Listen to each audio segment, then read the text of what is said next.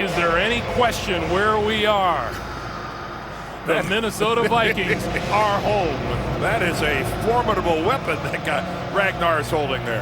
Welcome back to Minneapolis, everyone. The Hubert H. Humphrey Metrodome, the home of the Minnesota Vikings, who open their home season today against the Indianapolis Colts.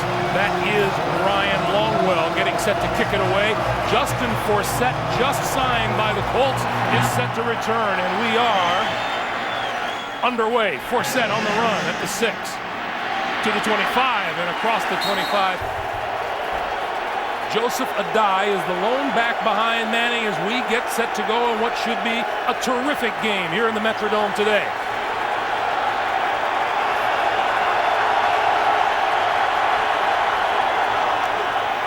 Adai to the near side. Just across the 30 and knocked out of bounds. Peyton brings his line to the 4 on 2nd and 6. Quick pass to the outside. That's complete to Tom Santee. Santee is tracked down short of the first down. That is Jeff Saturday, and the veteran center who is not in action today. And Greg, I'll tell you one thing. Peyton Manning told us they always run the no huddle, of course, but they're going to try to run it maybe today at a little quicker tempo. Dallas Clark right beside Jeff Saturday, the tight end who hurt his knee last week in the game against the Bears. Both of those guys really lobbied Tony Dungy to play, but he said no, it's a long year. 3rd and 4.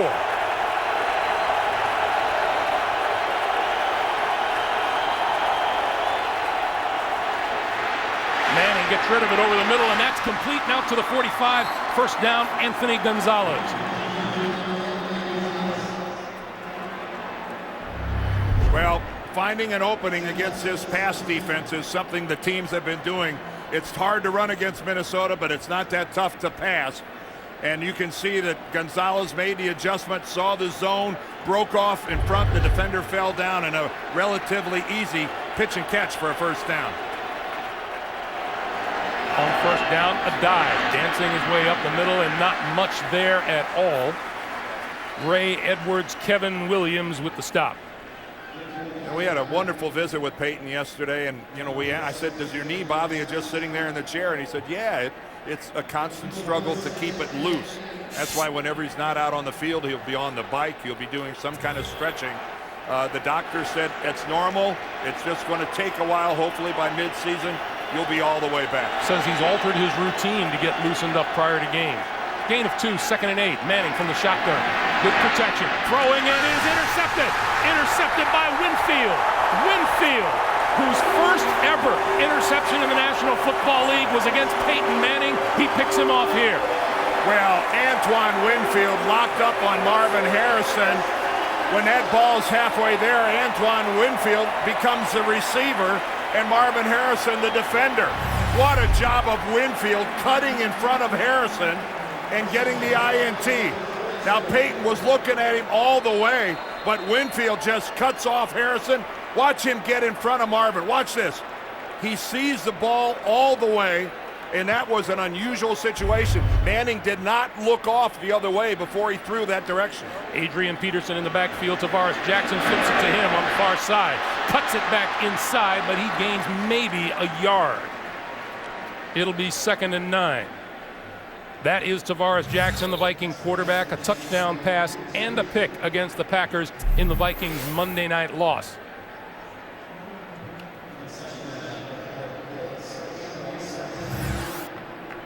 Second and 9, Minnesota, following the interception of Manning at their own 43.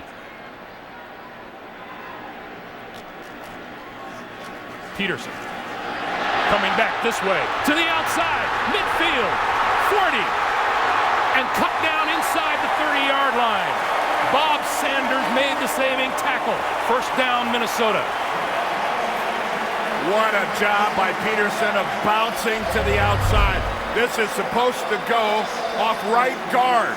Keep in mind, Adrian Peterson gets all the way back to the outside. He got outside Kelvin Hayden, and Bob Sanders goes low.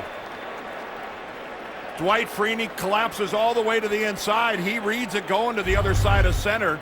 and he gets caught way out of position, and Bob Sanders saved the touchdown. First down from the 28-yard line. Jackson throws near side on the ground, incomplete at the 20, intended for Bernard Berrien. Now that was a disappointing throw by Tavares Jackson. On 2nd and 10, Peterson to the right side and dragged down after about a 1-yard pickup by Freddie Keaho. Jackson looking at a 3rd and 9.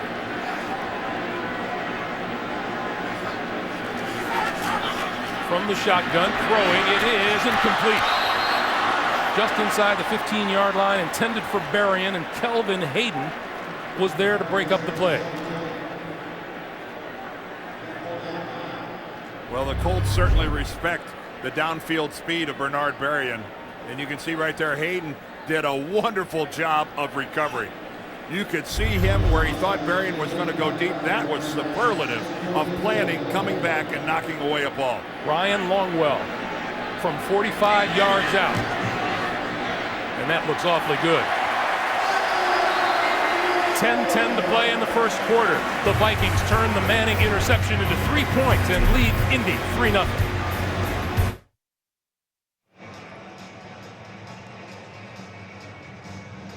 As offensive coordinator Tom Moore, Peyton Manning waiting to get back onto the field again. 19 turnovers last year, the second fewest in the NFL, but he's thrown an interception so far today, and the Vikings turn that into a 3-point lead. Peyton told us one of the things, there's Tony Dungy, the Indianapolis head coach, coming back to Minnesota where he spent many a season as both a player and a coach at the University of Minnesota. Justin Forsett is deep for the kick. Forsett from the 5 to the 20. Still on his feet and across the 30 to about the 32 or 33-yard line. Antoine Winfield with the play of the day so far, the interception of Peyton Manning. A timeout. We're back to Minneapolis after this. 10:02 to play in the first quarter. Peyton Manning brings the Colts to the line with their second possession of the day, their own 32. Adai and Tom Santee are behind Manning, who starts making adjustments.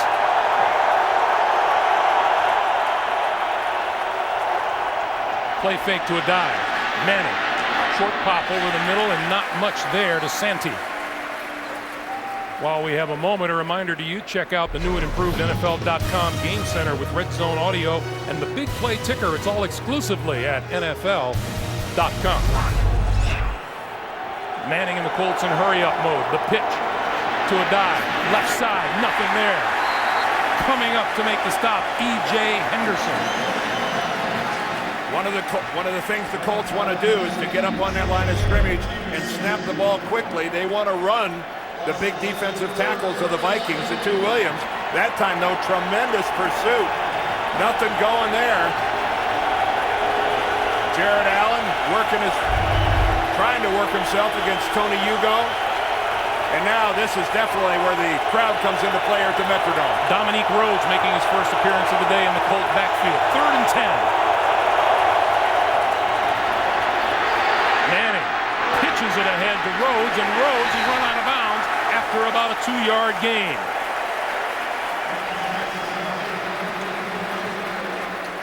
Cedric Griffin and Chad Greenway combined to run Rhodes out of bounds, and the Colts will punt it away. Well, and everybody talks about the great team speed of the Colts defense. The Vikings of Brad Childress showed a little right there.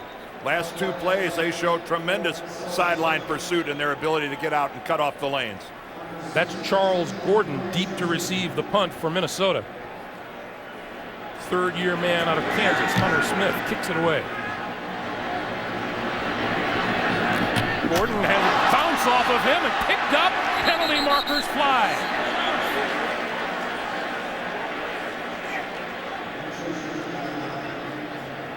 It's going to be Minnesota ball, or Indy. Let's see. Matt Giordano looked like he grabbed the loose football. Gene Steratore is our official. The question is, did somebody from Indianapolis interfere?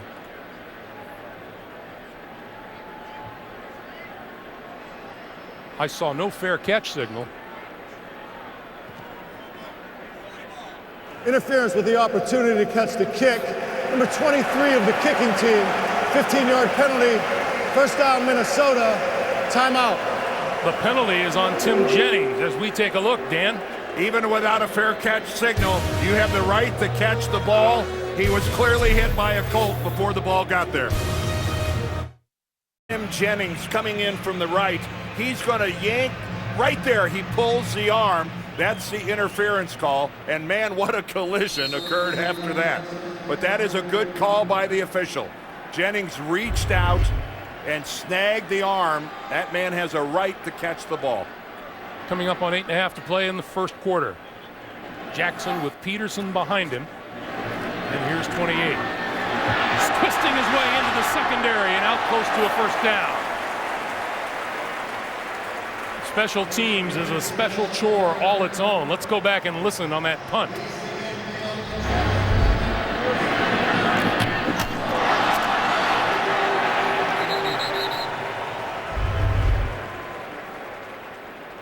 Melvin Bullitt, number 33, was aptly named on that big hit. First down, Minnesota at midfield. Peterson already with 41 total yards on the day.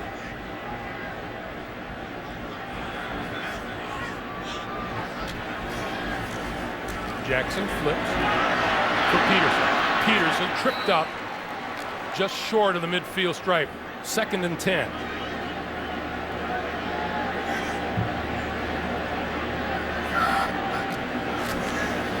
Peterson.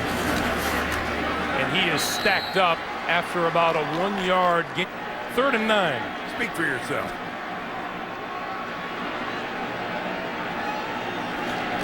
Jackson out of the shotgun. Good protection. Pulls it down, now throws far side, and that's complete. That'll be short of a first down by about 3 yards. Pass was completed to Peterson, but it'll produce the punting unit. Boy, he had plenty of time to find somebody open downfield. Give a lot of credit to the secondary of the Colts. They snuffed everybody out.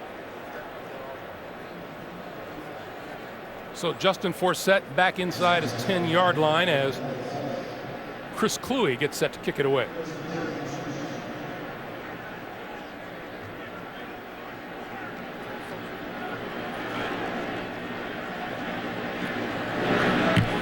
Perfect snap. Hangs it up high. And the fair catch is called for and made by Forsett at the 10. 5:40 to play in the first quarter. Peyton Manning back to work after this. Manning and the Colts starting deep in their own territory at the 10. Dan, as you mentioned earlier, it is Tony Dungy's intent to run those big guys in the middle of the line going from one side of the field to the other, but there hasn't been much offense to speak of out of Indy so far. A dive. Nowhere to go. Down at the 2. Ray Edwards, the tackler. Well, instead of the old stretch play where Peyton Manning would run out and make the extended handoff, the Colts have gone to a pitch, which is a lot easier to read. And that's just a blown blocking assignment up front. You do not turn the defensive end loose on that play. Ryan Dean pulled out to block, and Ray Edwards was left totally clean. A free run to the running back. 2nd and 18. A dive. Bounces off one tackler, but gets maybe a yard back. And this is an uncomfortable spot for the Colts to be in because they've got short-term memory, and they remember what happened last week against the Bears. They got caught in their own end zone. Joe Adai for a safety. He did not get out of there, and this must feel like a little deja vu all over again, backed up to their own goal line. This vaunted Colt offense has had 10 plays and has a total of 15 yards so far. And this is an uncomfortable spot. This down and distance from your own end zone.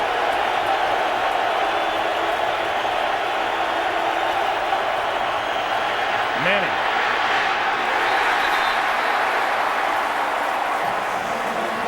They'll kick it away.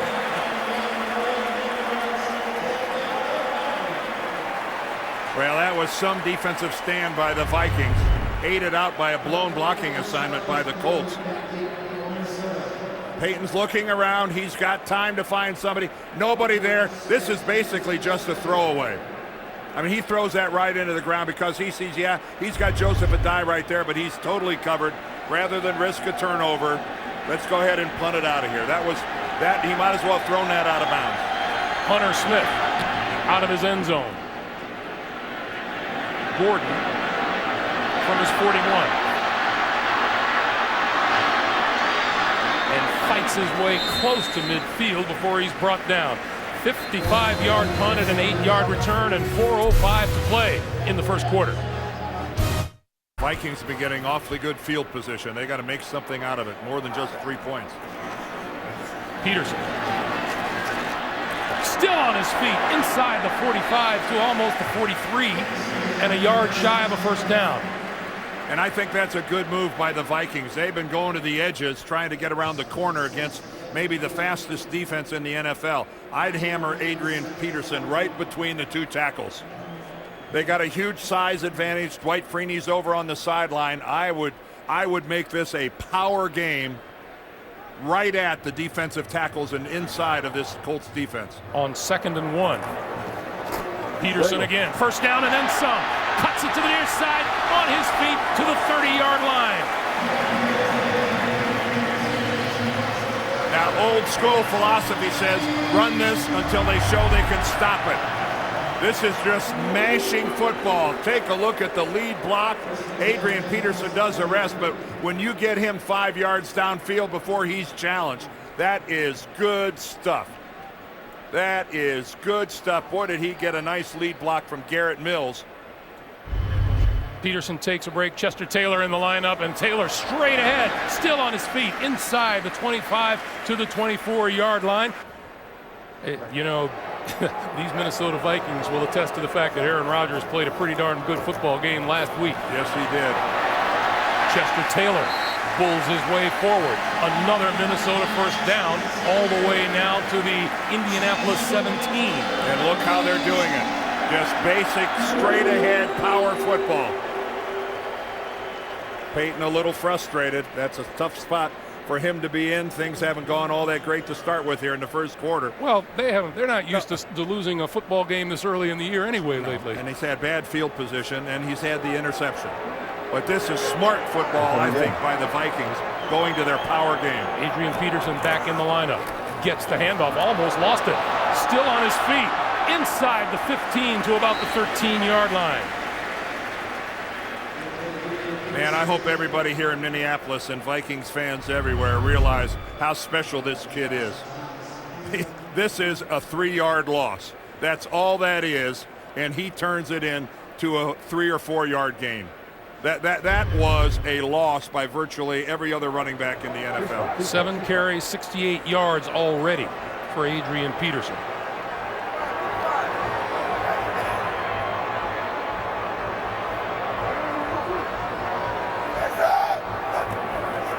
On 2nd and 6, Peterson again.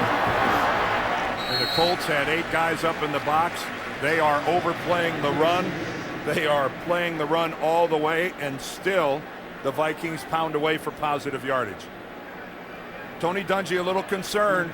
Chicago ran for 183 yards last week. Matt Forte went for 123. He broke off a 50-yarder, and take a look at that. Adrian Peterson, 78 yards. Well, that's total yards, but Adrian Peterson's got 78, and we are just coming to the end of the first quarter. Ron Meeks, the defensive coordinator, yes, that's a look of concern. 3 tight ends on 3rd and 3.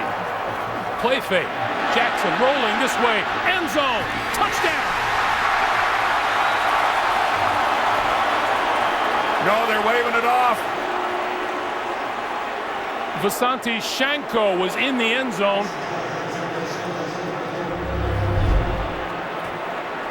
Tavares Jackson on the rollout. And it did roll out. He hit the ground and the ball comes loose.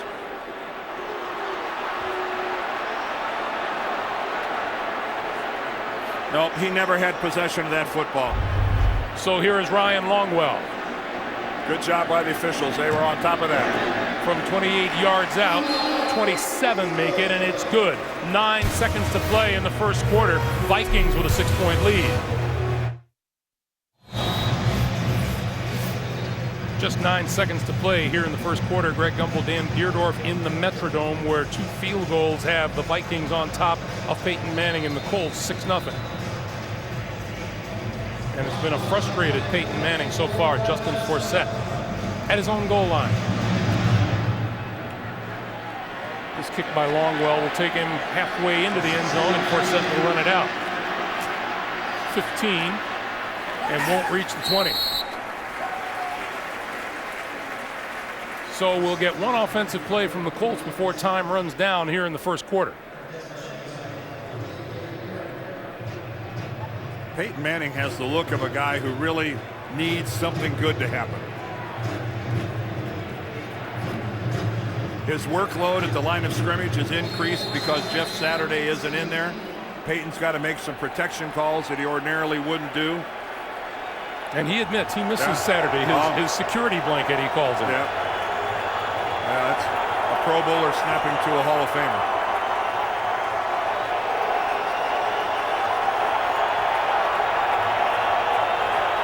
On first down, the fake to a dive, the pass to the far side, and that's complete to Anthony Gonzalez, and he'll be very close to a first down when we start the second quarter. That's the end of one. 6-0 Vikings. We'll come back after this. You're watching the NFL on CBS.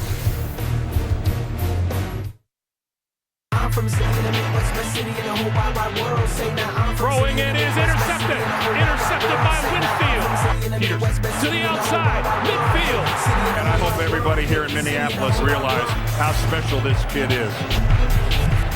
Start of the second quarter. The first quarter felt like it was all Minnesota, yet they lead it just 6-0. If there's any consolation for the Colts, that would be it. The pitch for a dive, and a dive wrapped up just as he crosses the 25-yard line.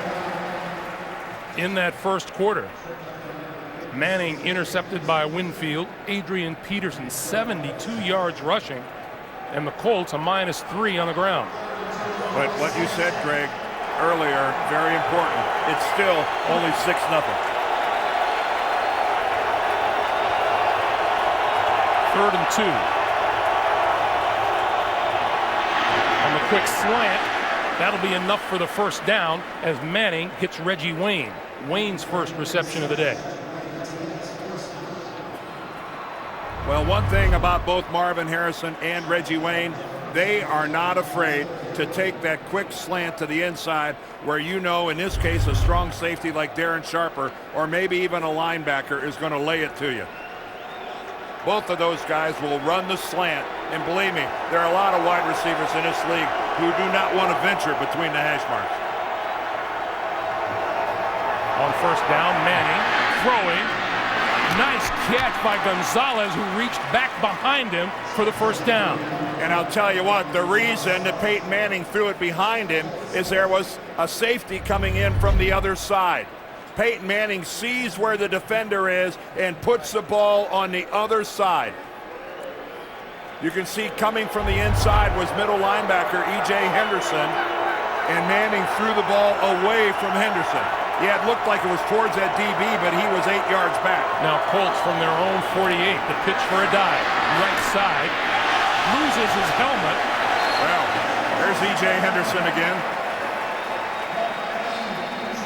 Antoine Winfield chimed in with a hit. No gain on the play. Will make it 2nd and 10. I think Winfield was the first guy there, maybe the best tackling corner in the game. And then E.J. Henderson came along and removed Joseph Adai's helmet. Antoine Winfield is a complete corner in every way.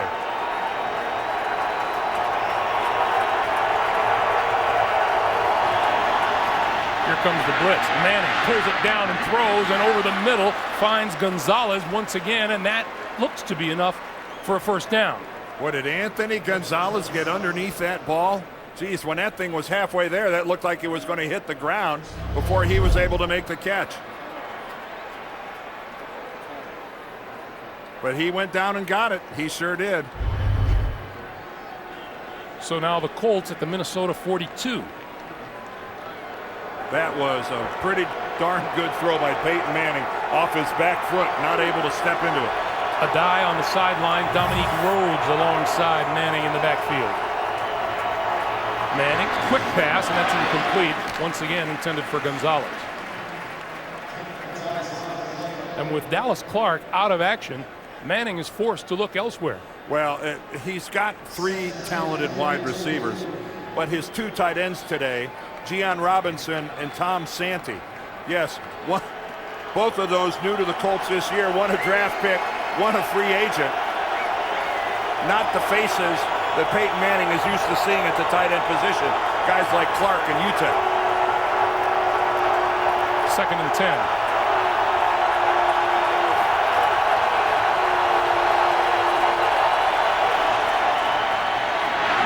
Flips it out, and this is Rhodes, and Rhodes inside the 40 to about the 36-yard line. Green Bay looking to go 2-0 on the young season. Meanwhile, 3rd and 5 for Manning and the Colts.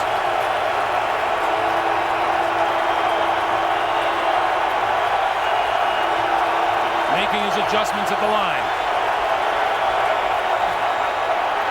Stepping forward and goes down.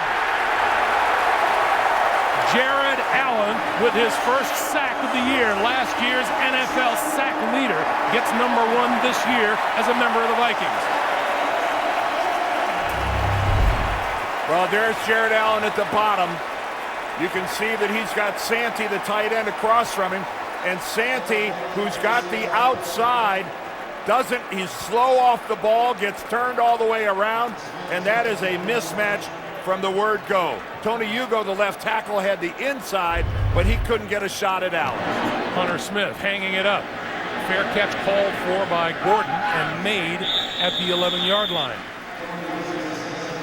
Manning had a little bit of momentum going, and then Jared Allen put a stop to that. 10:37 to play in the first half.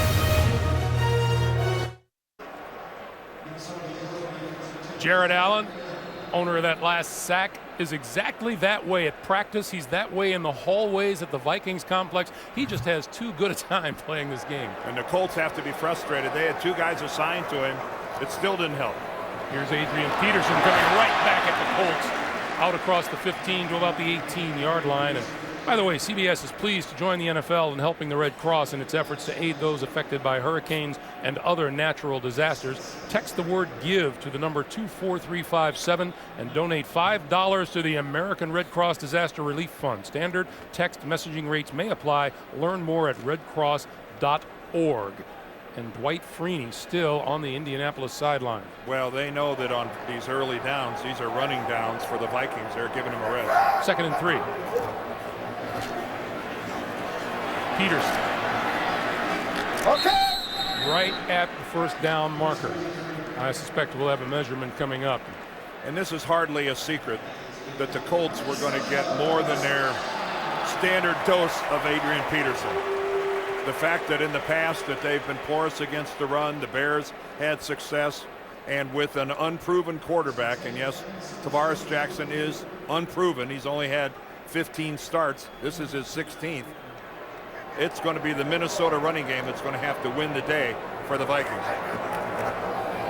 Peterson again. Peterson vaulting at the line of scrimmage to the 40 and out to the 45-yard line.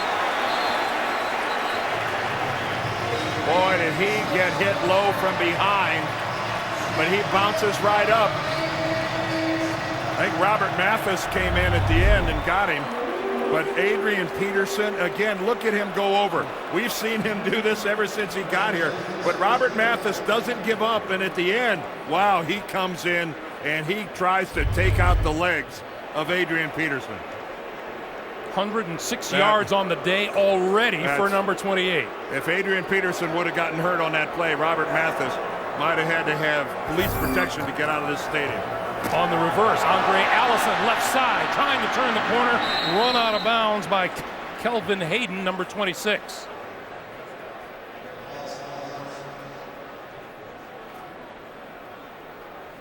Boy, Adrian Peterson already up over 100 yards on the day. Well, no, you and I aren't shocked. We've seen it before. You know, the Colts can't be too shocked either, because that's all they talked to us about last night. The man holds the NFL single game rushing record with 296 yards. Peterson on the sideline, Chester Taylor in the backfield. Taylor takes the handoff, finds a hole, and gets to midfield. No one has ever gone over 300 yards, but we were here last year against a really good defensive unit in the San Diego Chargers. Nobody runs the ball well against these guys, and they were gashed. And if Adrian Peterson would have played the whole game, he might have had 325, 340, who knows? This guy will go over 300 yards in his career. It'll happen. Meanwhile, 3rd and 5, Chester Taylor in the backfield with Jackson.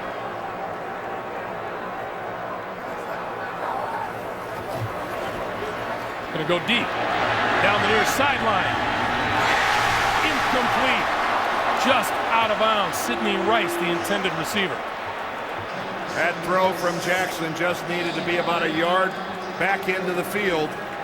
We've got a flag down at about the 33. Prior to the pass, illegal contact, defense, number 54, 5-yard penalty, automatic first down. Well, that penalty is on Freddie Keaho, and it keeps Peyton Manning on the sideline just a little bit longer. And a good call there by Darrell Bevell, the offensive coordinator. You're having success with your running game.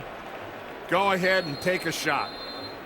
You know you're going to get these guys creeping closer and closer to the line of scrimmage. Expect an AP.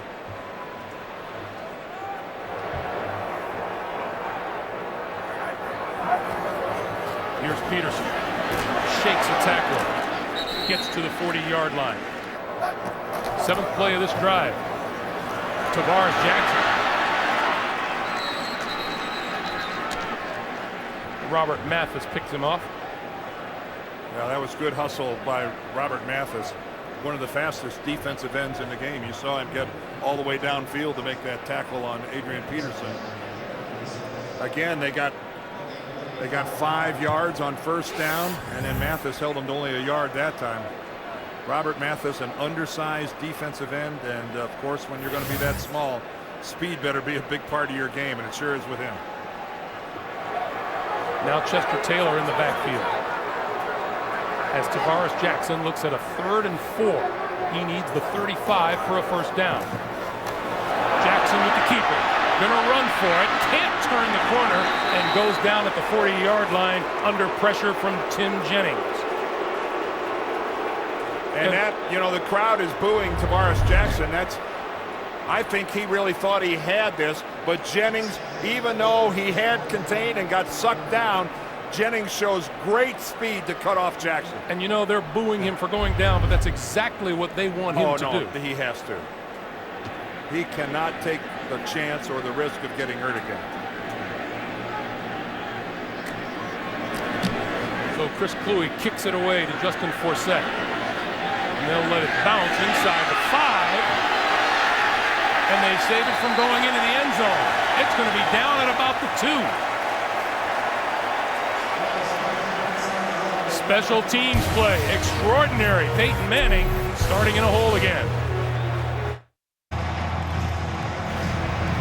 The ball was down at the 3-yard line, and that is where Manning and the Colts will get things started. 5:23 to play in the first half, and the Colts have been held scoreless. An interception and 3 punts. And look at the starting position. That'll explain it. 27, 32, 10, and the 18. And now the 3.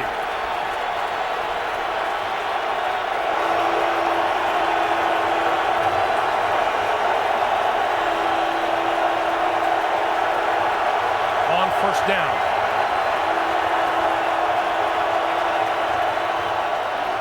A dive. Still on his feet and out across the 5 to out the 9. Let's go back to that punt and a very strange move by Andre Allison. Well, the key is to down the football if you're the punting team. Minnesota is the punting.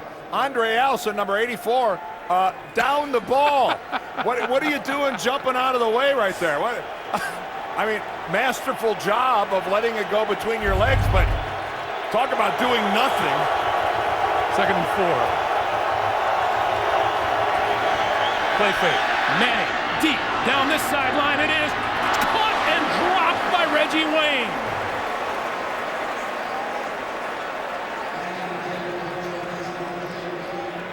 Cedric Griffin was the corner running with Reggie Wayne. The ball goes through Griffin's hands and right into the arms of Reggie Wayne, and Reggie Wayne should have had that and might have gone the distance. A perfect strike from Peyton Manning. Meanwhile, Tony Hugo is being helped off the field, or accompanied off the field, by Colt medical personnel. Hugo, the second-year starting left tackle. And with Jeff Saturday out, Tony Dungy a little thin on the offensive line to begin with today. Number 53, Steve Justice, the 6th-round draft pick out of Wake Forest, comes in to replace him. There's Jeff Saturday. Dallas Clark on the far side. 3rd and 4.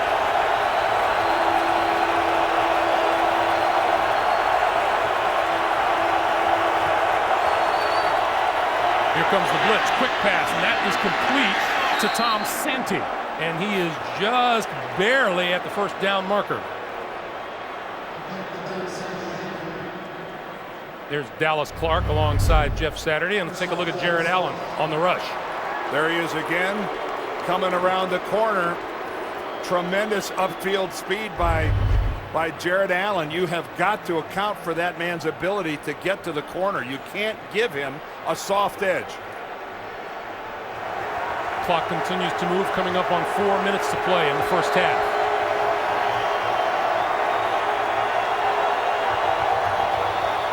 Manning, play fake, and flips. This is a die, and a die run out of bounds. And a penalty marker is down. Hey, Greg, I want to go back real quick. We'll get the call here from Gene Steratore. You know, we've got an ineligible receiver downfield. Ineligible member of the offense, illegally downfield, number 71. 5-yard penalty. Replay first down. That's right tackle Ryan Dean. We saw Andre Allison jumping out of the way of the football. As it turns out, we're being told he was out of bounds and realized that he could not be the first person to touch the football. In that case, he goes really from smart play. dunce to genius. A smart play.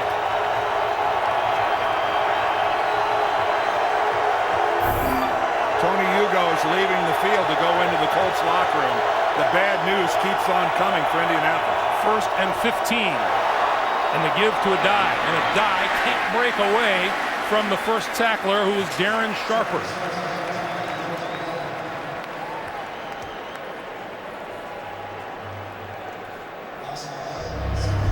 Again, there's Jared Allen working on Charlie Johnson. He goes to the inside. Johnson's happy to let him go in there. He knows that eye is coming to the outside. But this is a really nicked up Colts offense right now. 2nd and 13, and Indianapolis less than 3 yards per offensive play. Manning to the outside, and that's complete. That's Gian Robinson, and that doesn't get much at all.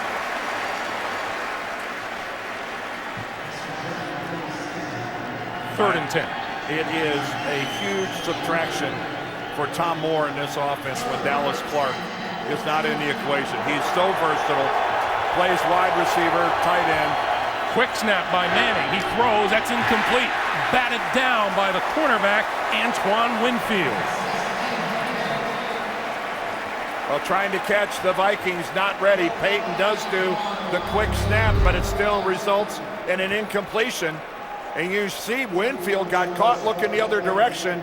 But again, look at the recovery and how quick he closes back to get a hand on the football.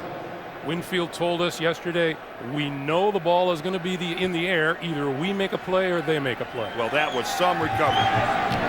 Hunter Smith driving it out. This is Gordon from his 38 to his 45 to his 48. Clint Session making the tackle. 2:21 to play in the first half. Tavares Jackson gives to Peterson. And Peterson hit hard at midfield and goes down. Bob Sanders involved with that. Minnesota 132 rushing yards and just 6 passing yards here in the first half. They lead it by 6. 2 minutes to play here at the Metrodome. It's the Vikings 6 and the Colts nothing. It's the NFL on CBS.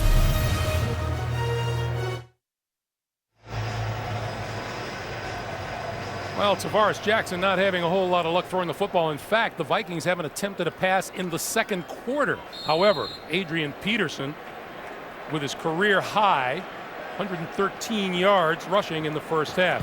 You saw Tony Hugo back on the sideline, but he's questionable for a return with a groin. Well, inside 2 minutes here, the Vikings need to cover some ground, and they need a passing game. Tavares Jackson is going to have to get something going in the air. 7 net passing yards is not going to get it, as well as Peterson is running the ball, and this is an instance where you need it right here. You know, Peyton may be calling tight ends anonymous. You mentioned to him he's always had a tremendous history of talented tight ends at his disposal. Well, they're kids now. 3rd and 4. And Jackson calls a timeout. And he and Sidney Rice trading a few words as they come to the sideline. 1:21 to play in the first half. 1:21 to play here in the first half. 3rd and 4 for Tavares Jackson and the Minnesota Vikings. From the shotgun, on the slant, batted away. Intended for Bernard Berrien, and a fine defensive play made, it appeared, by Kelvin Hayden. Well, let's see how accurately this ball was thrown by Tavares Jackson on the slant. And again, that's just sensational coverage. Hayden's got his hand across the back, but he lays out. That's not interference. That's just an excellent play by the corner. So 4 set deep, trying to give the Colts some field position, which will be something new for them here in the first half.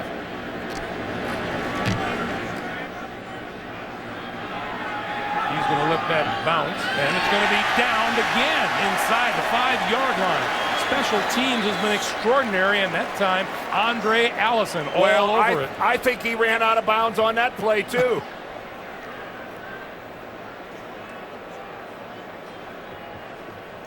Allison might have gone out of bounds on that play. Here's Gene Steratore.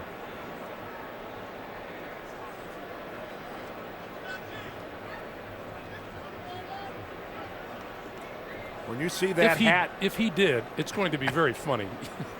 when you see that hat over on the sideline. Illegal touching, number 84 of the kicking team. Player was out of bounds and first to touch the punt. The ball was first touched inside the 5-yard line. By rule, the ball will be placed at the 20-yard line. First down, Indianapolis. So he made the correct play on the last time down. This is him up here on top. All right, he makes a little stutter. There he's out of bounds right there. I have to assume, because of the smart play he made last time, that he didn't realize that he stepped out of bounds. He was barely out, but out he was. Colts with all 3 of their timeouts remaining. Manning over the middle, and that's complete to Santee. Tom Santee, the rookie 6th round draft pick out of Virginia. Under a minute to play in the first half.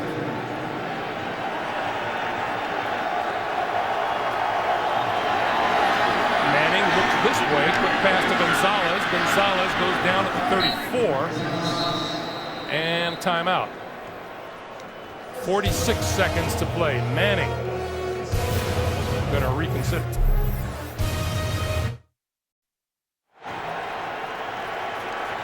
These Colts are not used to being shut down on offense. Last time they were shut out in the first half 2 seasons ago.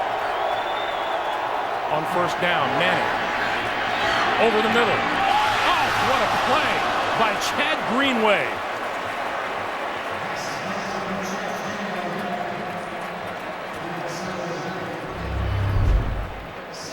Peyton Manning looking down the middle of the field, launches it, trying to go right at Santee, and that is just some way to lay out there by Chad Greenway. Man, he was prone, stretched out, just couldn't hold on. Chad Greenway doing a little launching of his own. Under the gun, throws it away. And Jared Allen on top of Peyton Manning. 3rd and 10. Well, everybody playing out of position here on the Colts line. Charlie Johnson there started at left guard, and he just can't handle Jared Allen for that length of time. A good fake to the inside, but again, Jared Allen's best play upfield around the corner.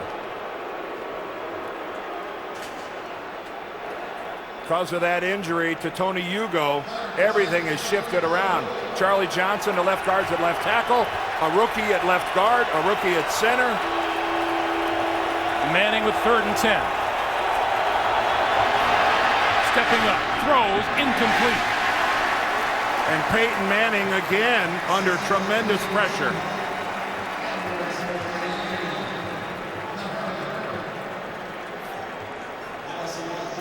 You can see the big brace that Peyton has on his left leg right there. Jared Allen again coming in. It's Ray Edwards from the other side, though, who gets right down there and right on the back of the leg of Peyton Manning. And he grabs his right knee for a moment. Yeah, well, he went down kind of awkwardly, and it's not great to be Peyton Manning in the first half of this ballgame. That ball bounces to get an Indianapolis roll inside the 20 and out of bounds, and stops the clock with 21 seconds remaining. Kind of a day as Peyton Manning had. Well, this has been a first half that Peyton Manning would like to put in the rear view mirror. He is showing many different forms of frustration, but I'll tell you, he is a grinder, and what Tony Dungy is going to tell this football team, I think we all know. As bad as it has been, you are one play from the lead. You are one play from the lead. 21 seconds to play. Chester Taylor in the backfield with Tavares Jackson. And Jackson going to throw it. Up the seam, and that's caught across the 40-yard line by Visanti Shenko. And a timeout is called with 15 seconds remaining. We'll take a break and come back.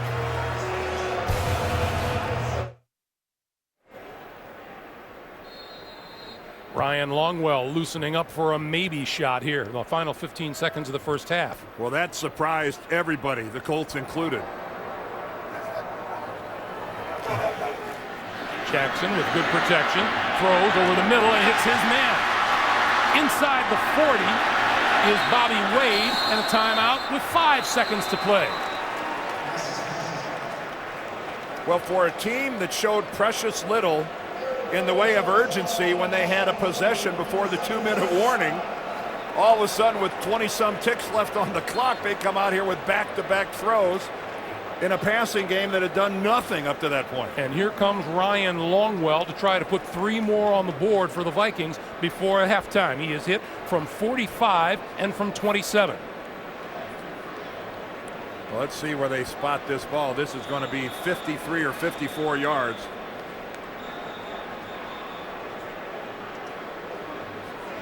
We are in a nice dome where the wind is not a factor. Brad Childress told us he is comfortable in this building with Ryan Longwell, 50 to 55 out. Well, if they convert this, this is found money. This will be a 53-yarder on the way. Straight enough, long enough. Well, I take back what I said about Tony Dungy saying we're only one play from the lead. That's the end of the first half with the score. The Vikings 9 and the Colts nothing. We're back with the Sprint halftime report after this message and a word from your local station. You're watching the NFL on CBS. Jared Allen with his first sack of the year, last year's NFL sack leader.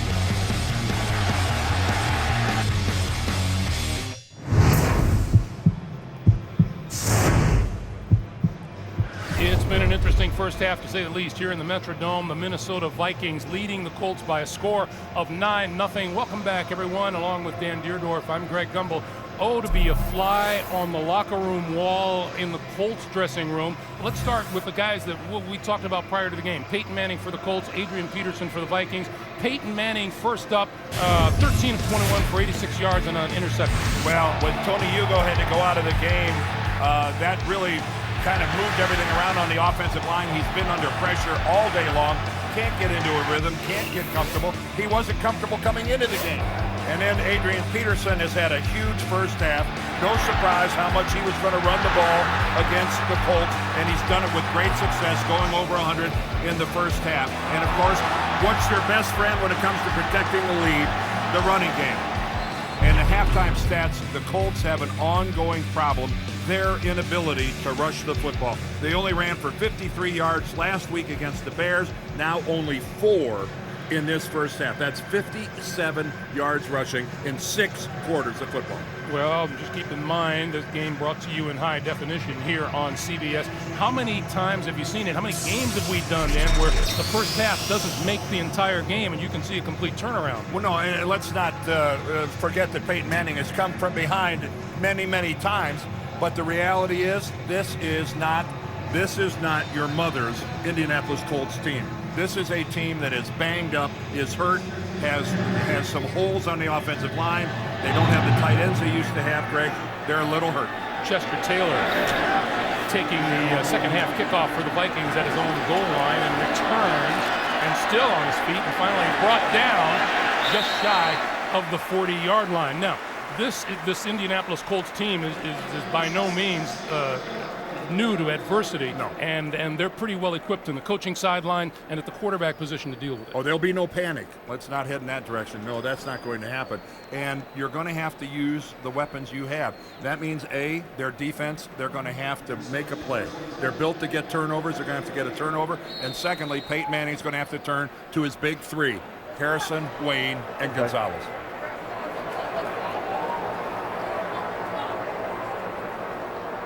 Tavares Jackson from his own 38. On the keeper, the throw, that's complete to midfield. It is Jim Kleinsasser, the 10th year veteran out of North Dakota. And how much confidence did Tavares Jackson get from those 2 completions at the end of the first half that set up the Longwell field goal? This is what he does best, get out on the move. You can see he's got Jim Kleinsasser wide open. He just floats a feather his direction and he pulls it in. I think those 2 passes stunned the Colts defensively. Here's Adrian Peterson. Peterson still on his feet, fighting his way close to the 45 of the Colts. And Greg, they weren't the only ones that were surprised. Didn't you just assume, as did I, that the Vikings were just going to take a knee with 20-some seconds left in the half? You know what they say about assume, Dan? Well, you're exactly right, but let's face it, we hadn't seen anything out of the Viking passing game that would make you want to feel confident about him going downfield. And kudos to Brad Childress because it worked perfectly. Absolutely.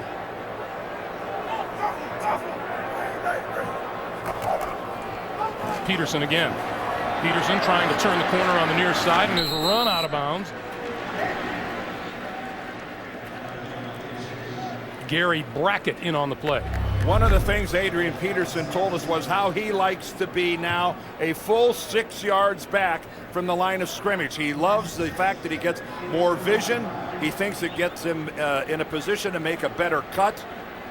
And there was absolutely nothing on that. Credit the Colts on that. But Adrian Peterson, he's wanting to inch back, creep back, get a full 6 yards from that line of scrimmage. He thinks it's a big plus. 3rd and 5 now.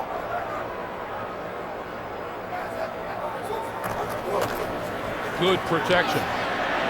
Tavares Jackson on the move and wide open is Andre Allison. Allison to the 25 and a first down for the Vikings.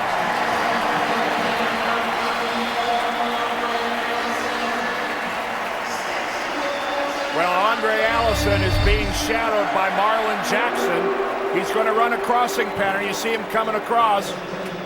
He's getting picked up right there, and you can see Jackson is well behind.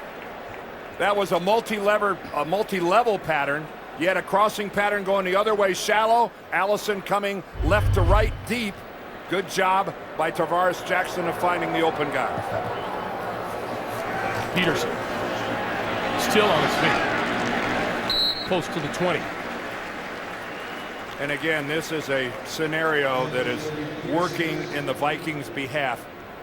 This Colts defense, I think everybody knows that they're light, they're built for speed, and they're built to rush the passer. Because in the old days, by now, the Colts would have had a sizable lead, the other team's forced to throw, and you're playing right into their hands. And this is not the scenario that works out best for Indianapolis. Peyton Manning on the sideline is in your best interest if you're the opposition. 2nd and 6. Jackson with time again, now running out of time, and goes down at the 27, courtesy of Darrell Reed, number 95. And that was just snuff out coverage by the Colts secondary. Jackson went from his first to his second to his third, found nobody. Instead of making a bad play, ate the ball. Darrell Reed, the former Minnesota Golden Gopher, who won on this very field yesterday. 3rd and 11.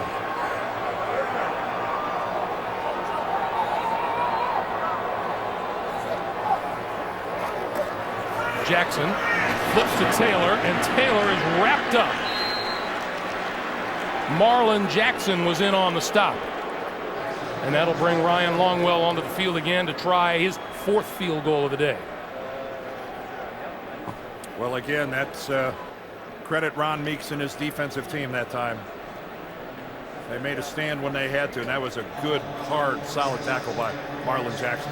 From 46 yards out, Longwell will try to make it a 12-point lead. And he does. Ryan Longwell has been automatic today. 10:38 to play, 3rd quarter. Peyton Manning will be back on the field to try to do something about a 12-0 Viking lead.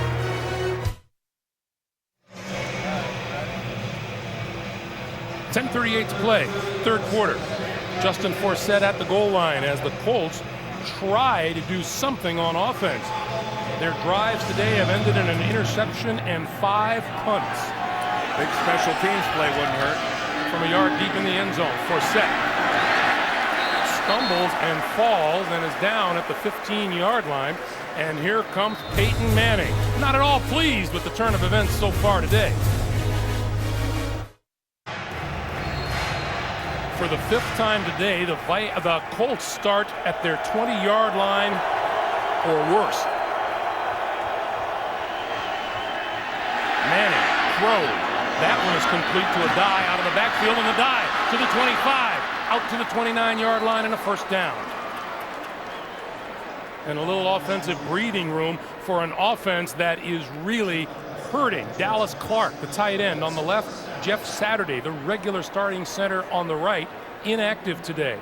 In addition to them, Manning has lost to starting left tackle Tony Hugo, and there are rookies galore on the offensive line.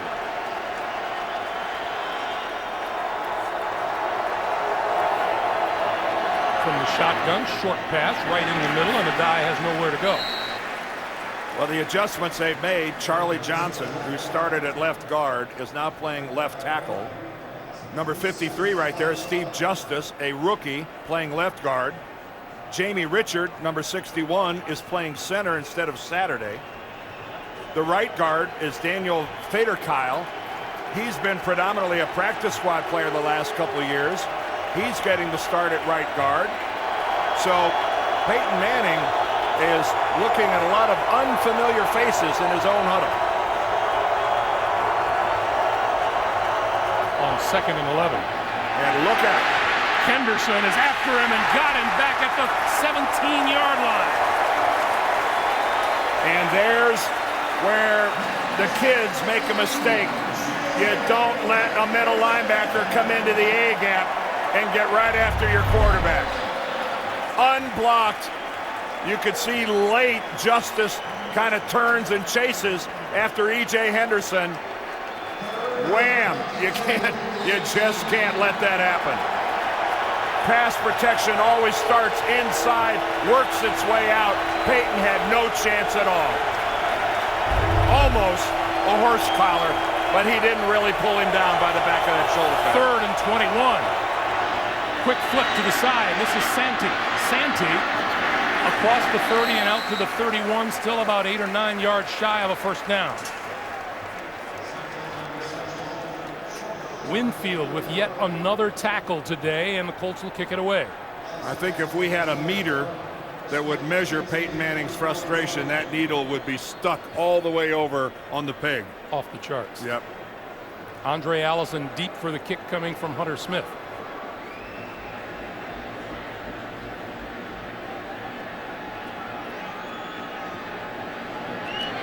Penalty markers fly as Smith gets it away. Allison muffed it and fell on it at the 20. Well, let's check the flag.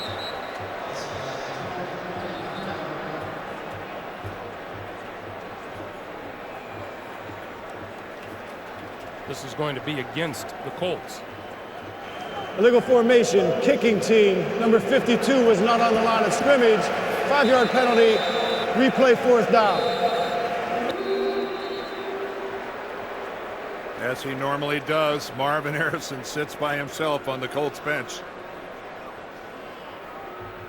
That's nothing new. Marvin always goes down there by himself. Again, we talked about Peyton's frustration and where that meter's reading.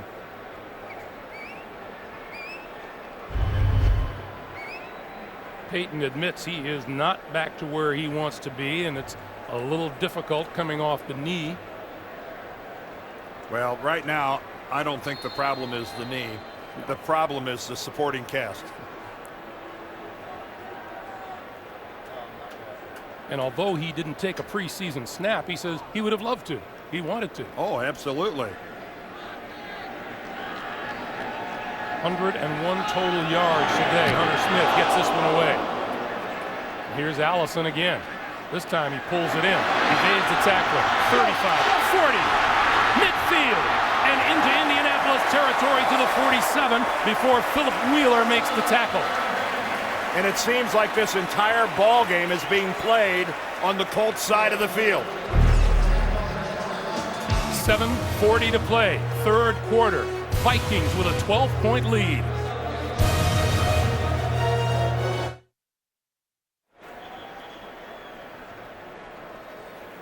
There's the Colts offensive line. That's Pete Metzelaars talking to them. Howard Mudd, their line coach, had to have emergency knee replacement surgery earlier this week, so he's not here with the team. So with all the other things they have going, their rock, Howard Mudd, is back home in Indianapolis. First down, Jackson to throw. Peterson out of the backfield, inside the 40, coming back this way, 35, and down at about the 33-yard line. Boy, does he dance when he gets into the open. For the Colts, if they don't find some way to rally here. Well, there's still 22 minutes of football left, but wow, they need a lift. Adrian Peterson. To put it. Well, Hercules might be what the Colts are thinking right now about Adrian Peterson. This kid just doesn't go down. On 2nd and 7. Near side and out of bounds. What was that? Pass intended for Sidney Rice, who's a little slow getting up. Yeah, Sidney Rice is now hobbled a little bit. He's going to head over to the Vikings sideline, but that ball was thrown a good 10 yards behind Sidney Rice. Tavares Jackson reading that Rice was going to break off his pattern, and Rice kept going. 3rd and 7. Minnesota just 1 out of 7, but they've got a 12-point lead. From the shotgun, quick pass on the slant is complete to Andre Allison. And that's a first down at the 13. Boy, that was a crisply run pattern and a beautiful throw.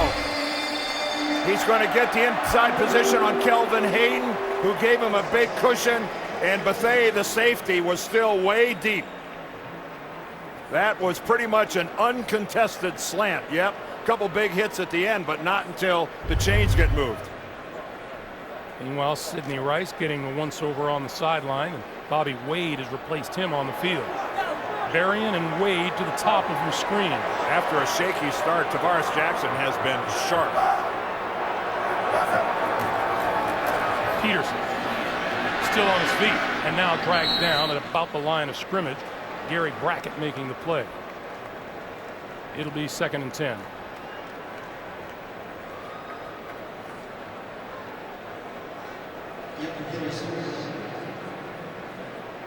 Minnesota one possession in the red zone and came away with a field goal. The rest has been long range work by Ryan Longwell. A couple of Pro Bowlers in the middle there. Matt Burke, 78.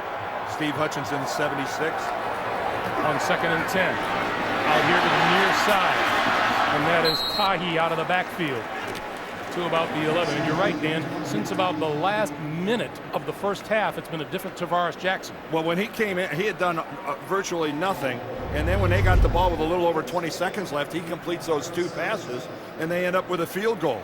Since then, he has been throwing like a guy who just like took a drink of confidence and had it take root. Take a look at that. 7 yards in the first quarter, and look, 8 of 9 since. Chester Taylor on the field for this 3rd and 7. Short pop in the middle, it falls incomplete. Raheem Brock had an arm on it. And here comes Longwell for an attempt at field goal number 5. And I don't know what the crowd is booing. If they're booing Tavares Jackson, that's being a little harsh. If you're booing the strategy, then that's not being smart. So either way, I think the crowd is culpable here. There's nothing to boo about. Yeah, I'm sure you would have loved to have had a touchdown, but let's get real. Ryan Longwell's career high for field goals in a game is 5. He's looking to tie that right here, and he does. 4:09 to play, 3rd quarter. 15-0 Vikings. If you're wondering about the NFL record for field goals in a game, Tennessee's Rob Baronis holds the record with 8 set last year. Longwell has 5 on the day, and we still have 4:09 to play in the 3rd. Dan, how does the ball blow off of the tee on an indoor stadium? I'm just curious. No, I have no explanation for that. Hope we didn't have a minor earthquake or something that knocked it off of there. Forsett, halfway into the end zone, will not run this out, and Peyton Manning will start from his own 20-yard line right after this. Jared Allen. And the Minnesota defense trying to hone in on Peyton Manning out of the shotgun, first down from the 20. And the give is to Dominique Rhodes, and Rhodes to about the 24. Well, how about this? Take a look at the production from Adai, Harrison, and Wayne. Marvin with no receptions. Reggie only 1 for a grand total of 4 yards. And Adai can't get loose either. This is some masterpiece being spun so far by Leslie Frazier and this Vikings defense. 2nd and 6. Manning had it tipped at the line. It falls incomplete. Kevin Williams the culprit. Peyton Manning slow to get up after getting hit by Jared Allen. On 3rd and 6. Steps up. Throwing down the field. Gonzalez is there. Gonzalez in a foot race. Turns it back now to the 20. Flips it back to Reggie Wayne. Wayne to the 5. Touchdown. How about that?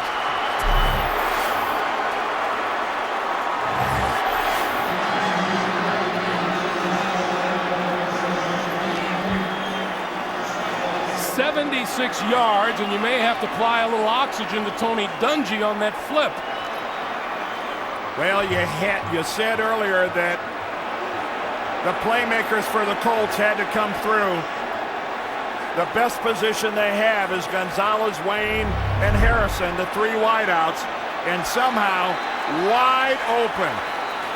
Gets behind Cedric Griffin, Anthony Gonzalez, and this is high-risk, high-reward football flipping it back to Reggie Wayne. Brad Childress has thrown the challenge flag onto the field, and he's probably wondering if Reggie Wayne did indeed reach the end zone.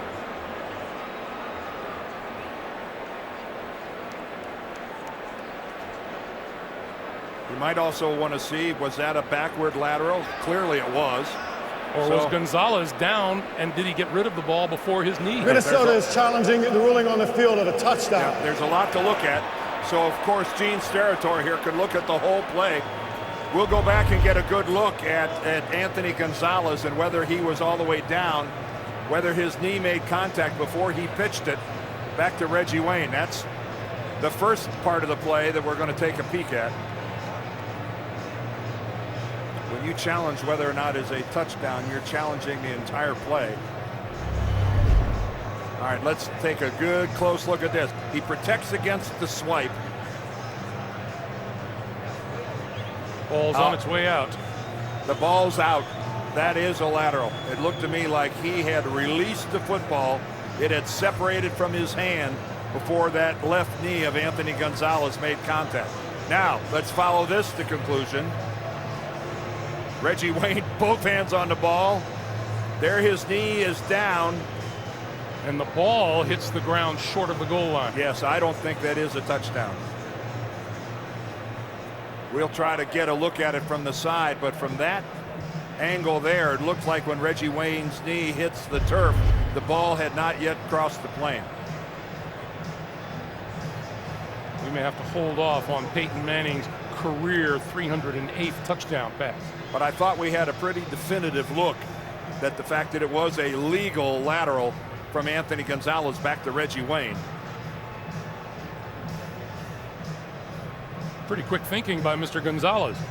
But Reggie Wayne's knee, from this angle we saw from behind.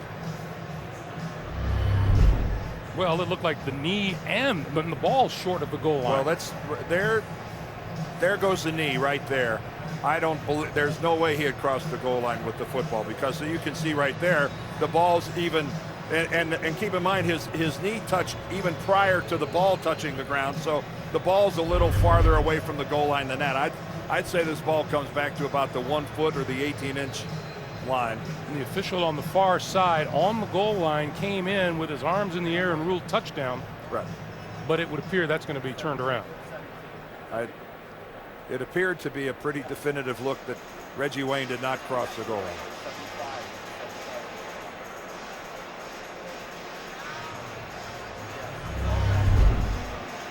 Great job of protecting against the swipe. But what?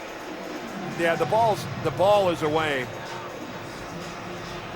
Before Gonzalez's knee hits the turf. Well, it was out of his left hand. What we couldn't see, now that I think about it, we couldn't see his right hand. You know, I guess you could make the point, although we don't have a look at it, as to whether or not the ball was still in the right hand of Anthony Gonzalez before his left knee touched the ground. We have a wealth of things to look at here. Gene Steratore is done.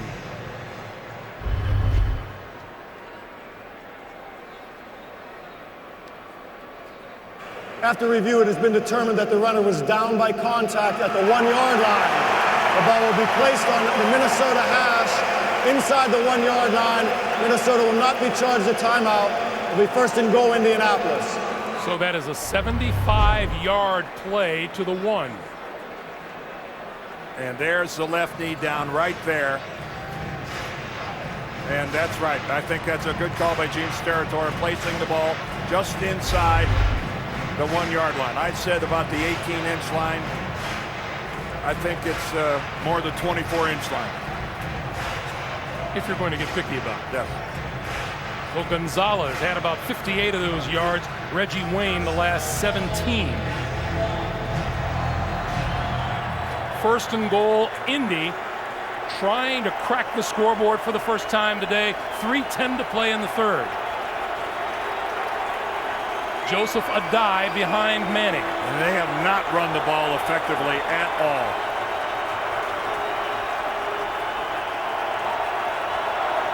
Manning going to keep it and surge forward, and no touchdown call yet. This is a team that most clubs don't bother trying to quarterback sneak against when you got Pat Williams and Kevin Williams, the two guys on either shoulder of the center. Talk about tough to get any movement out of there, although they got about a foot. 2nd and goal. And it's going to get loud. There's Leslie Frazier, yeah, the defensive coordinator. Let's see if they try it again.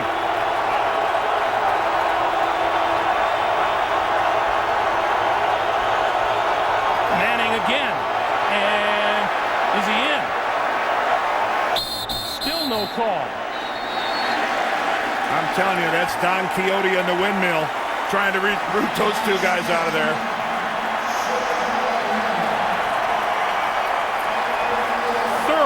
And goal.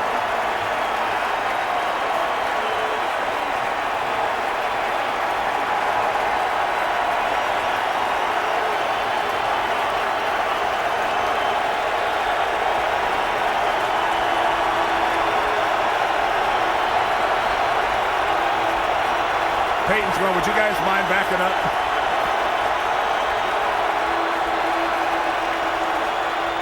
A dive. Touchdown.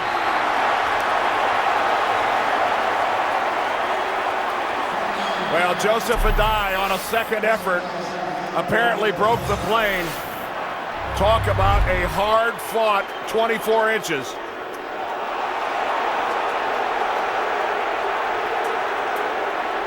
The ruling was that he was across the line, but he got driven back. He certainly didn't end up in the end zone. He was pushed back by Pat Williams, and there's another challenge flag tossed by Brad Childress. It was the near side linesman who didn't throw anything, who put his arms up in the air rather to signal touchdown. Minnesota is challenging the ruling on the field of a touchdown. Let's see how many looks we can give you.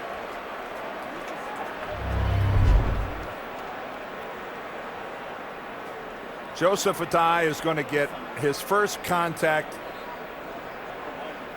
Ooh, that's wow. close. That's tight. Remember, just the nose of the ball has to touch the goal line. And Gene Steratore is going to have to see absolute, indisputable evidence that it did not. Let's look at it. Here's another angle. Now this camera is already in the end zone.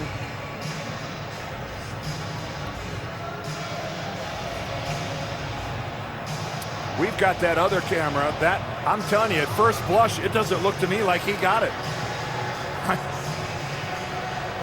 There is the football. Here, see the football right here in the left hand of Joseph Adai now. And does it cross any part of that white goal line?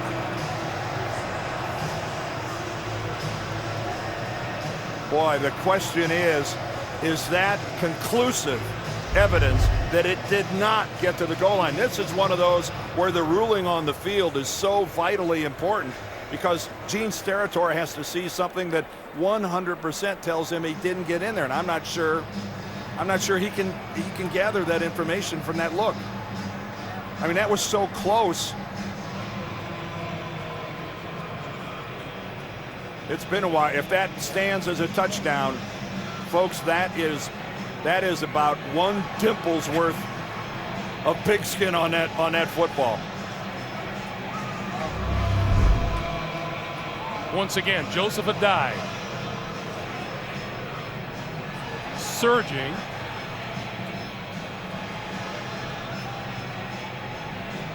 That is so close. There is the football right there.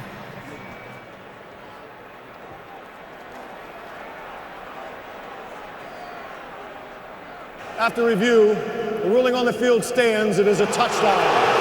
Minnesota will be challenged with its first timeout. I don't think Gene Steratore had any other option. The key, Dan, is what you said, the initial call on the field and not enough evidence to overturn that call. I think if it was ruled on the field that he didn't get into the end zone, that call would have stood as well.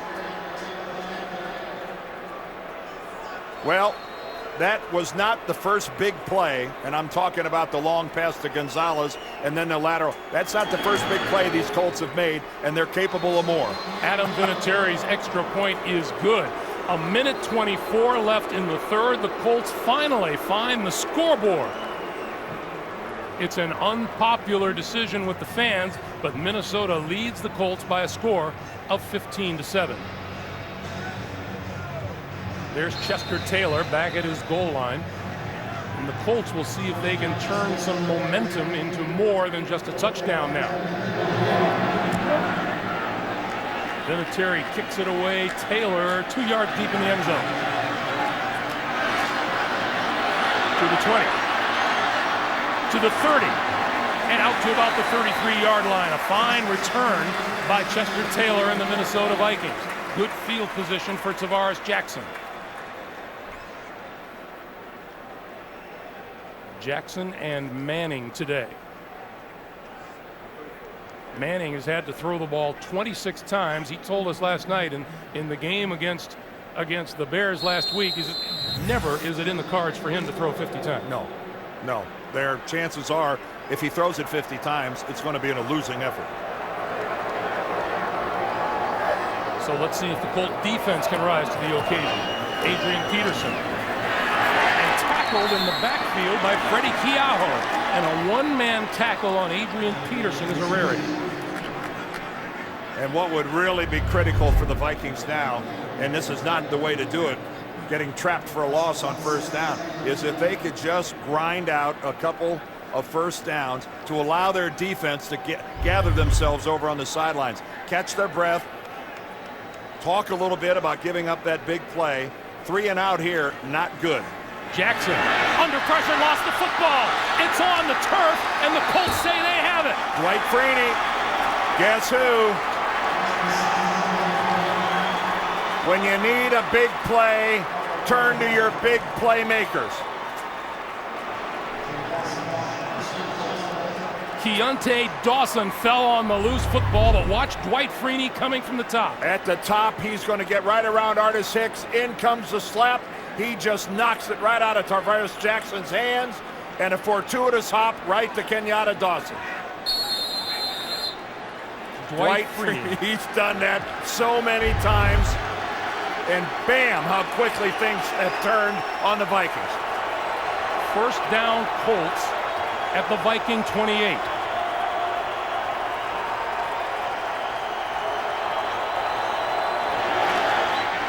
Manning.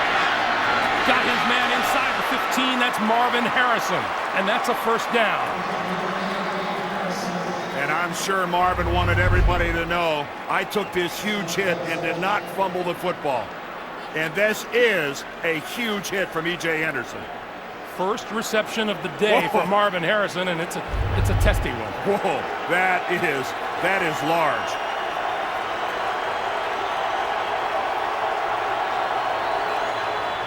Manning for a die, twisting to the 11, and that'll do it for the third quarter. That's the end of 3. The Vikings 15, the Colts 7.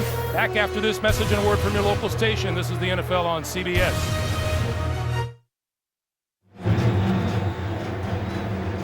As we start the fourth quarter, Greg Gumbel, Dan Deerdorf, and our terrific CBS Sports crew here in Minneapolis. Tavares Jackson looking on from the sideline. 2nd and 10, the red zone visit for the Colts, the second time in this game. They scored a touchdown the first time. Minnesota has visited the red zone twice and had to settle for field goals both times.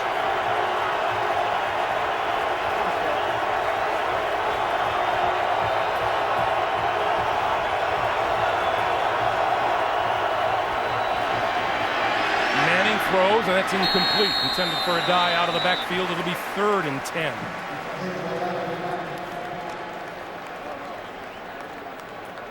Well, Peyton Manning has been struggling, and I say he's been struggling because the line in front of him has been struggling. They have no running game to speak of. His pass protection has been very sketchy, and Peyton has been under pressure virtually the entire football game. 5 wide receivers on 3rd and 10.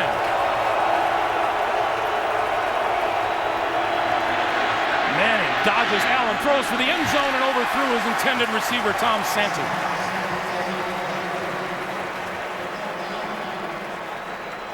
And no decision here. The Colts have to go for the field goal. Again, Peyton had to step up into the pocket. Jared Allen closed it in from the backside.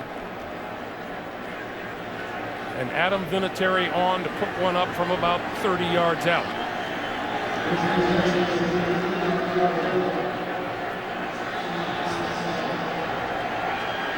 Kick is on its way. Did he push it right? He missed it. Hard to believe. That is automatic territory for Adam Vinatieri. Wow, so the great play by Dwight Freeney results in no points.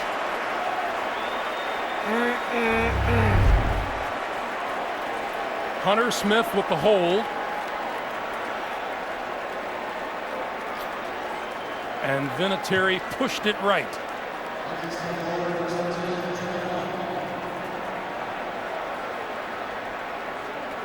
Over on the sideline, number 18 sees a wasted opportunity, as does his head coach. Did he say, "You've got to be kidding me"? Well, that's Adam Vinatieri you're talking about. First down from the 21. Peterson, who had just 10 yards rushing in the third quarter, gets a couple there. And what a mammoth piece of misfortune the Minnesota Vikings just dodged. Now, again, can they get a first down or two to give their defense a break? The running game has been there for them all day. Can they hammer some out now when they really need it? Adam Vinatieri just doesn't miss very often from that distance. 2nd and 8. Jackson on the slant. And a fine catch across the 30 and a first down to Bobby Wade. First down, Minnesota, their own 32, play fake. Jackson on the roll, throws and overthrows his intended receiver, Bobby Wade. How many times did we see Tavares Jackson in their light workout yesterday morning running that exact same play? And I feel like he's run it about 6 or 7 times today. Man, I'll tell you what, this crowd is down on Tavares Jackson. He throws an incompletion. Yes, he had an open receiver. The ball sailed on him, and he missed it. And he gets lustily booed in a game where they are leading the Colts.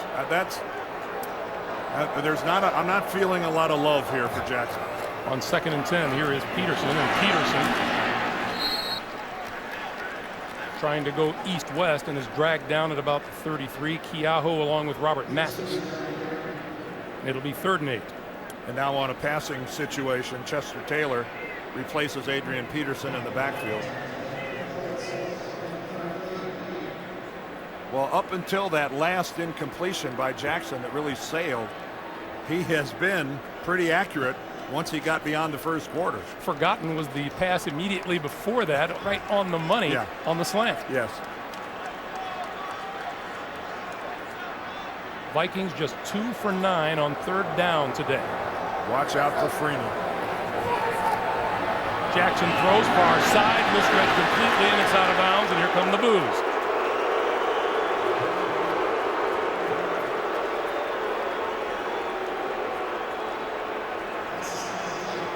Well, they got 1 first down. They could have used 2 or 3. Without a lot of rest, the Vikings defense is going to have to be back at it.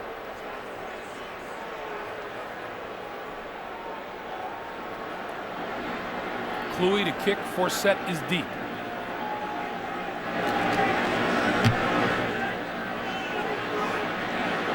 Forsett has to chase it all the way to the far side of the field, and it's out of bounds. That's a beauty. It is just around the 20-yard line. That's where Manning and the offense will take over. 12:27 to play regulation.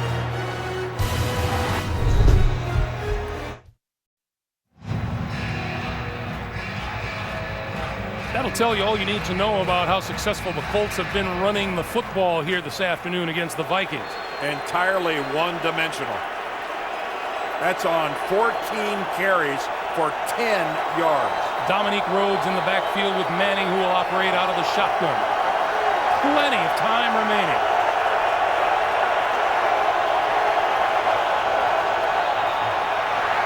Manning got rid of it, far sideline, and that is complete to Gonzalez.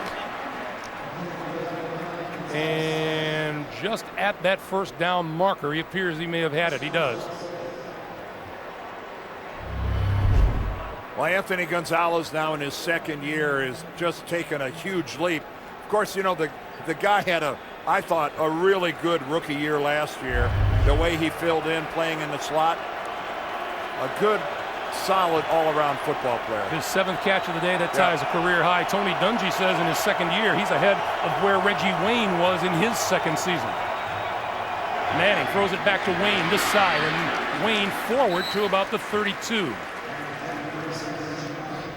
Charles Gordon making the stop. Well, there's the point that Greg was talking about. Take a look at what Anthony did there on the far right in his rookie year with 576 yards. Only Marvin Harrison had a better rookie campaign in terms of yardage. We told you Gonzalez with his career high 7 catches, good for 123 yards so far today. 2nd and 7. Here comes the blitz, and the give is to Dominique Rhodes, and not much there. They just can't get anything on the ground against this Minnesota defense. Again, Jeff Saturday, well, yeah, the regular center, on the sideline. Tony Hugo out for the game, the starting left tackle. Ryan Lilja, the normal starting right guard on PUP. He won't be back until after the 6th week.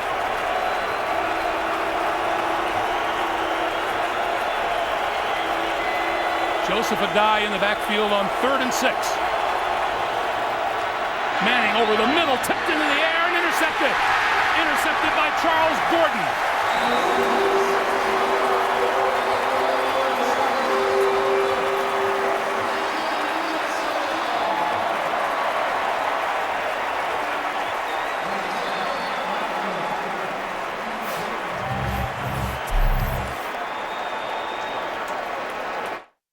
10.5 to play, 4th quarter. Peyton Manning, Reggie Wayne on the side.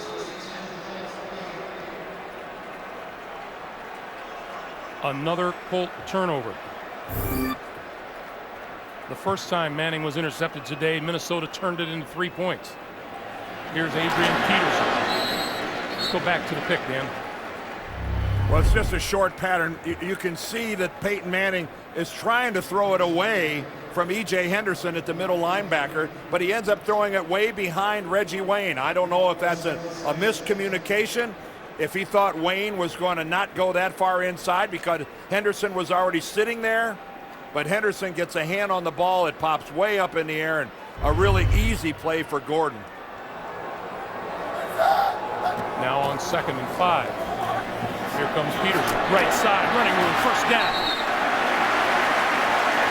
Freddie Keaho made the stop short of the 35-yard line. 144 yards on the day for number 28. Incidentally, the standout safety for the Colts, Bob Sanders, has left the field with an ankle injury. And Bob Sanders' health is so critical to this football team. And the big numbers there are the 2 to the right, the 0 touchdowns and the 2 interceptions. This is Peterson, and Peterson doesn't get anywhere. Eric Foster makes the stop. Eric Foster getting the start today. Eric, a rookie who's in there because Ed Johnson was just released by the Colts. Johnson arrested earlier this week, and he was on a 0 tolerance policy with Colts management, and away he went. So Eric Foster, the kid from Rutgers, all of a sudden the starter. In the spotlight and big shoes to fill with run stop. Peterson and Tahi in the backfield. 2nd and 13. This is Peterson. Oh, he came close to busting it. Look at him. He knows how close he was. Somebody got the old proverbial shoestring tackle. Working right in behind Herrera at right guard. He and Burke get a good seal to the inside. Who was that came in with a shoulder from the outside? I think it was Melvin Bullitt. Bullitt, the replacement for Bob Sanders at safety.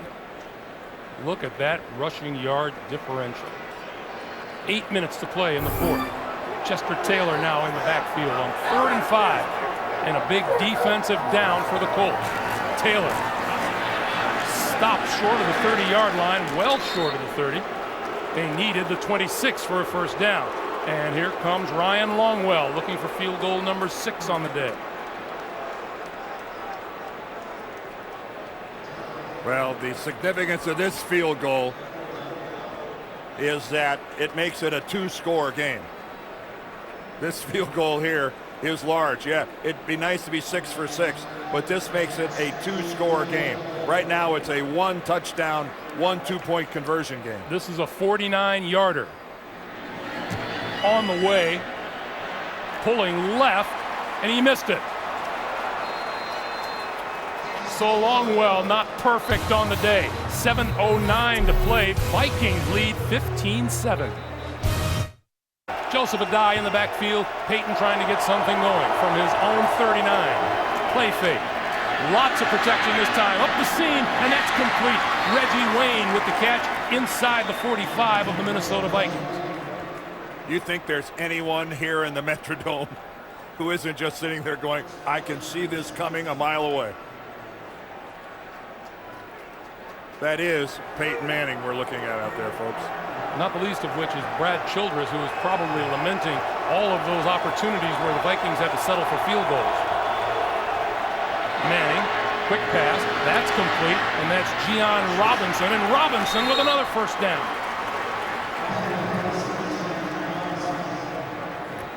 Well, you talked about all those missed opportunities, Greg. You're right. They only got 3 points off of the 2 Indianapolis turnovers. That's not good enough. A couple of trips inside the red zone. All they come away with are field goals. A lot of missed opportunities for the guys in purple. Coming up on 6 minutes to play in the fourth quarter.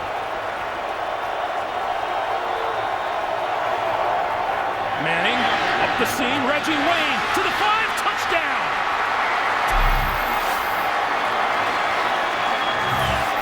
Well, now we've got pushing and shoving. Jared Allen and a group getting going over there, but no flags have been thrown.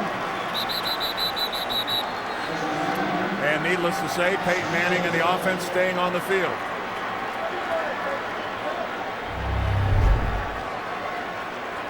Well, Reggie Wayne working against the Minnesota zone. Gets a shallow post, the little skinny post right down the middle of the field. And that was some pretty lame coverage by the Vikes. Last year, Indianapolis 2 for 3. Adai and Rhodes in the backfield as Manning and the Colts go for the top.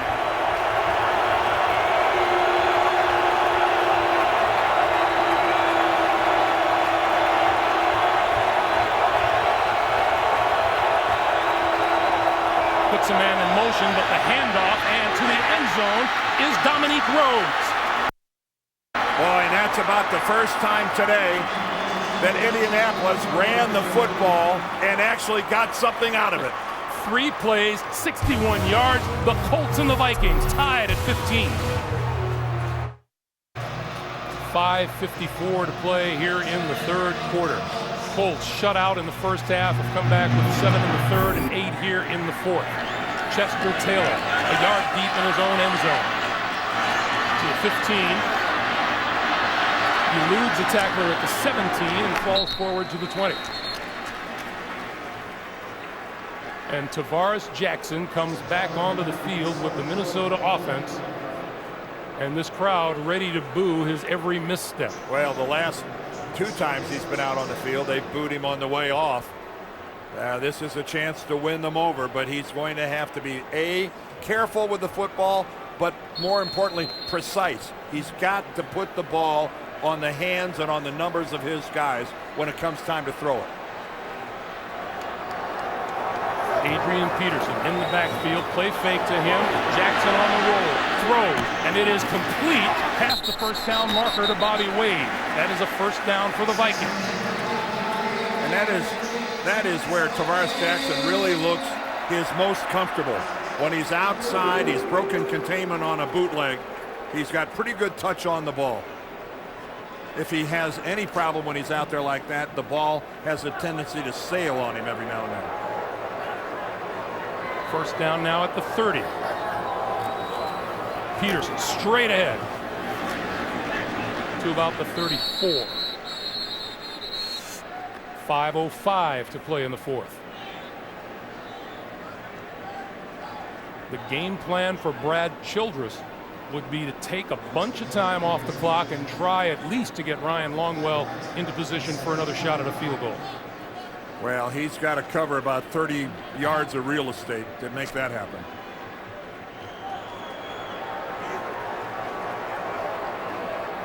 .153 yards on the day for Adrian Peterson. Jackson. That pass incomplete on the far side, batted down by Kelvin Hayden and intended for Bobby Wade. Well, Bobby Wade over there pleading his case, but Kelvin Hayden was all over him. Let's see how all over him he was. Well, that's a lot of contact beyond 5 yards. That is a lot of contact beyond the 5 yards where it's allowed. You could see Hayden had a hand in there, Greg, riding him. Yeah, but I'd say the hand-to-hand combat was equal on both sides. I've seen worse. 3rd and 6.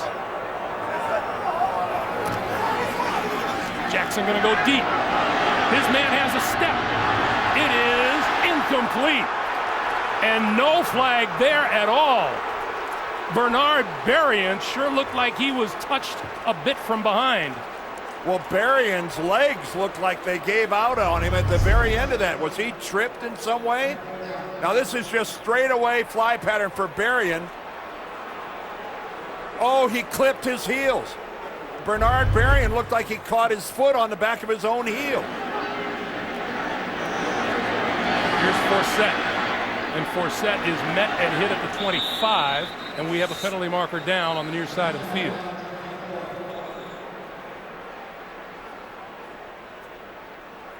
Peyton Manning looks depressed, like he might get backed up here.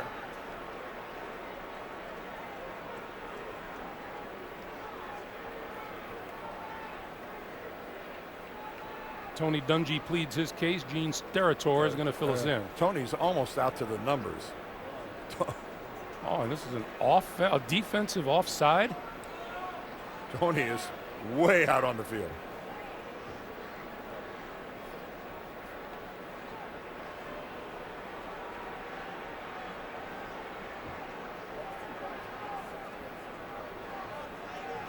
Offside. Offense, number 87, was not off of the field at the time of the snap. 5-yard penalty will be added to the end of the run. First down, Indianapolis. Oh, Brad Childress probably wondering what else can go wrong. Gene Steratore, by the way, just corrected himself and said the penalty on the Vikings was for an illegal substitution, not offside. Stop and think about it. If the guy didn't get off the field in time, then you had 12 men on the field. So it was an illegal substitution. The net result was the same. 5 yards upfield tacked on, aiding the Colts. The bottom line is 32-yard line, the line of scrimmage for Manning and the Colts. 4:11 to play in the fourth quarter. Working behind a young, inexperienced offensive line. The pitch to Adai, left side, running room.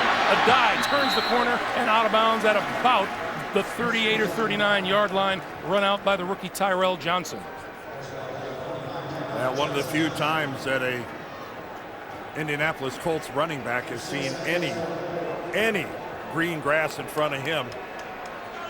Good for 7 yards. This Colts running game today has been non-existent, and yet they ran it in for the two-point conversion. Catching, I think, Minnesota a little off guard. 2nd and 3. Keep it on the ground again. Adai looking for running room. Still dancing. Has the first down out to the 45. That was some individual effort by Joseph Adai. At least he's up now to over a yard per carry, Greg. Adam Vinatieri, you don't think he's looking for a little redemption after that missed field goal earlier? Yes, I think he is. First down. Coming up on 3.5 to play in regulation. Manning, under pressure, throws far side of the field. Diving catch is made by Gonzalez, who's had a whale of a day. Boy, and that was a heck of a throw by Peyton Manning, and he gets up limping a little bit. I don't know if his brace shifted on him a little bit or whatever. But Peyton, this is not what he does best. And you can see when he stepped into that, he put all his weight on that left knee. That ball came dangerously close to touching the turf. It sure did, but I think Gonzalez had it under control. That's a career-high 8th catch of the day for Gonzalez. Manning, quick slant, and Gonzalez picks it out of the air. That is one heck of a catch. That's a snatch. That is just a whoop. Grab that thing and watch this piece of handwork by Anthony Gonzalez. Even you know that guy's coming straight at you. You're going to take the big hit. First down now at the Viking 41. 2:25 to play. The pitch for a dive. Turning the corner left side and caught from behind by Chad Greenway. Adam Vinatieri. And then we've been watching that pitch play. It's not as effective as the old stretch play that sets up their play action. But Peyton Manning can't get all the way out there to make the handoff. Now they pitch. 2 minutes to play here at the Metrodome. The Colts and the Vikings tied at 15. We'll be right back. Has Peyton Manning put this team on his shoulders in the second half? 12 of 16 for 205. Adam Vinatieri, who hasn't made a 50-plus yard field goal since the 02 regular season, aching for a shot. 2nd and 9. Indy with all 3 of its timeouts remaining. Manning up the seam, incomplete. Gonzalez wanted a flag. It wasn't coming. Cedric Griffin was covering. Yeah, Gonzalez thinks that he was held. He wanted to get to the inside into that seam pattern. Yeah, I think Tony's on his way down there to express his frustration that there was no call as well. Ryan Longwell, who pulled a field goal left. Anxious to redeem himself. Jeez, he's 5 of 6. What have you done for me lately? That's right. Colts with all 3 of their timeouts remaining. Adai and Rhodes in the backfield on 3rd and 9.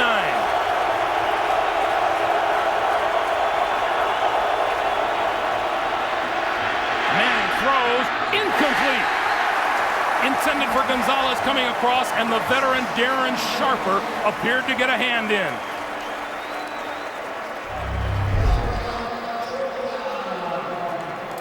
Again, Peyton Manning under all sorts of pressure. And you're right, Darren Sharper just got a fingertip on that ball, altered the flight enough that Gonzalez couldn't catch it.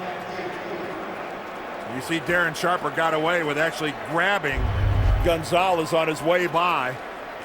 Looked like Manning tried to put in a plea for a go for it on 4th down, but Tony Dungy wasn't buying that. Andre Allison deep at his own 10-yard line for the punt.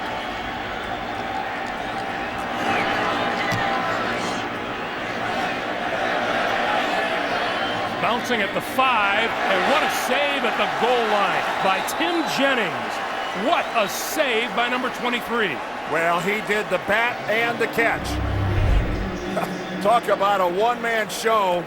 Yes, it's a great punt, but look at this. He's the only Colt there. He bats it. Doesn't go in the end zone. Stays in the field of play and catches it himself. Nicely done.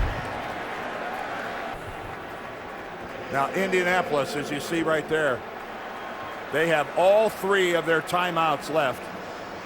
Gene Steratore is coming over here. I guess the official upstairs, because we're inside 2 minutes, wants to take a look at, was that possibly a touchback? Maybe Tim Jennings' foot came down on the goal line. Well, at first glance, it looked clean, but we'll bring up some angles and take a look at it. Keep in mind, if his foot touches the goal line prior to him downing the ball, I mean, certainly the bat is clean. This is the step right there.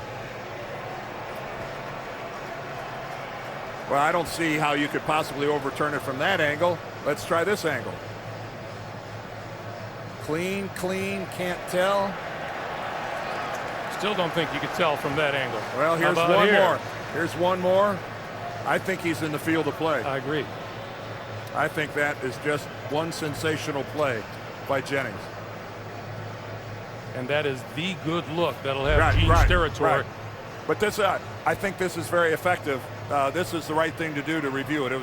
It's close enough, and it is a big enough play, yardage-wise, to really matter. So get it right.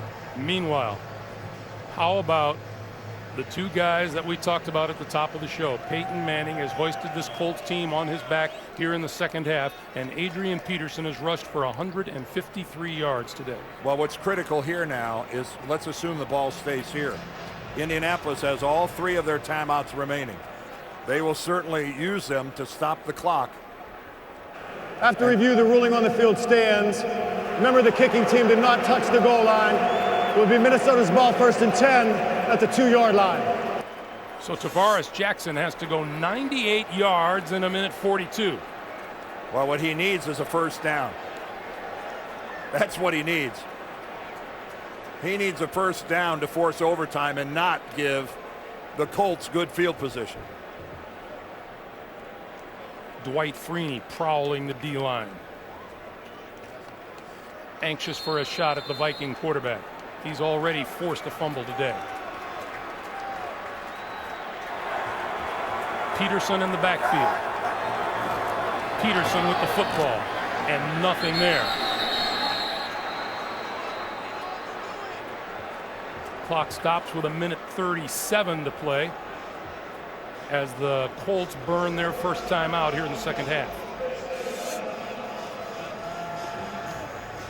Well, the second half has been a little more rewarding for the Indianapolis Colts, even though they had a mistake.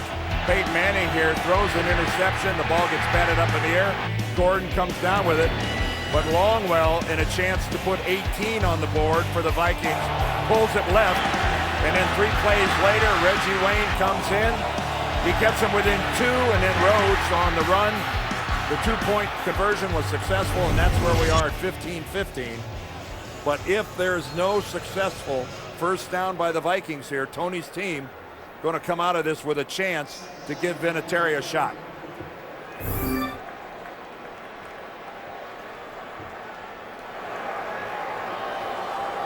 Peterson once again in the backfield. Peterson with the handoff to the 5, out to the 7. Keaho and Antoine Bethea with the stop, and another timeout stops the clock with a minute and a half to play. When Adrian Peterson showing the effects of a long day. This kid has really worked, and he's kind of running off a little worse for wear. I'm tired for him. He has earned a little of it today. This kid has run hard. Yeah, let's listen in.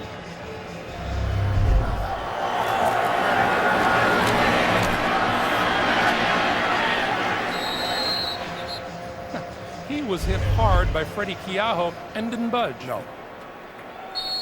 Well, now do you let Tavares Jackson come out on a rollout? That has been the most successful play for the Vikings, where he boots it one direction or another and tries to hit somebody with a crossing pattern in front of him. Keep in mind, Bob Sanders not on the field for the Colts. 3rd and 3. There he goes. Exactly what he's doing. On the move, being chased, he got rid of it, and that's going nowhere, and it's going to lose yardage to now Fahu Tahi. And here come the boos, but not much Jackson could do with that.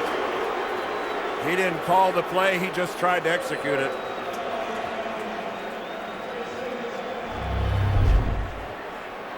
Again, this is hard to do when you have this kind of pressure upfield. Robert Mathis all over Tavares Jackson. But let's face it, I knew that play was coming, so I think the Colts did too. So the Colts burn their last timeout, stop the clock with a minute 20 to play, and Justin Forsett, just acquired this week to do precisely this, return kicks. Stands at a midfield. Boy, the punter's got to be careful he doesn't step on the back of the end line.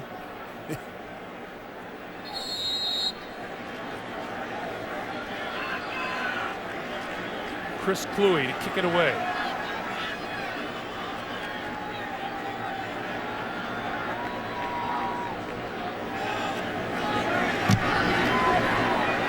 Booms it out of there. Forsett from the 40. Shakes a tackle, shakes another. Into Minnesota territory and out of bounds inside the 40-yard line. And to no the 35, flags. and now a flag comes flying in. But that was way late. That flag came in after the play. 56-yard kick, 25-yard return. Let's see what the call is. That flag came in way after the play.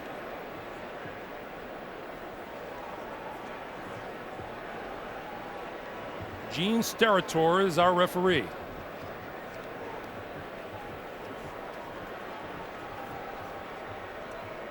After the play, personal foul, unnecessary roughness, late hit, number 95 of the return team.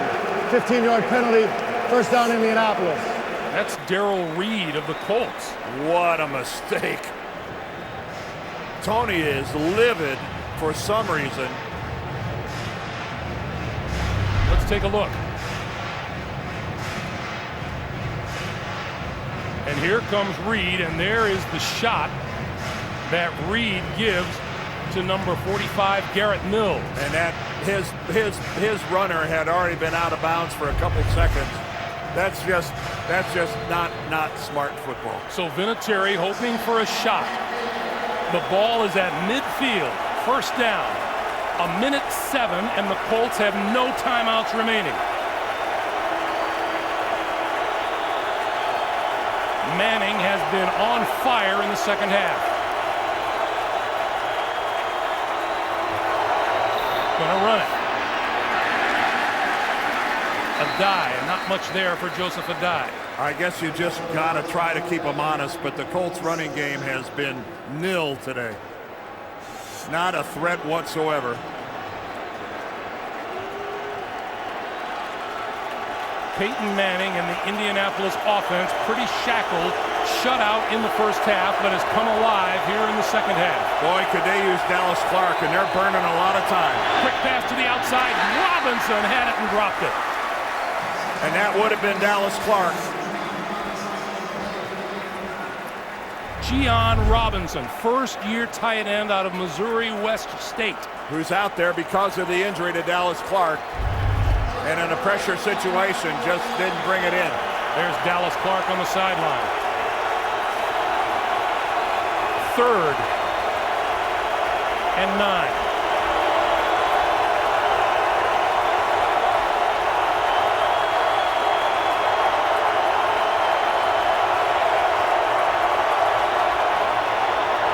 Up the seam, complete to the 30-yard line to Reggie Wayne.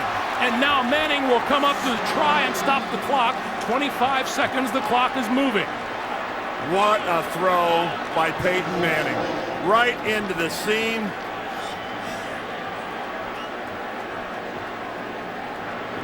Clock continues to move, and Wayne with the big catch. Manning spikes the ball, stops the clock with 8 seconds to play, and here comes Vinatieri.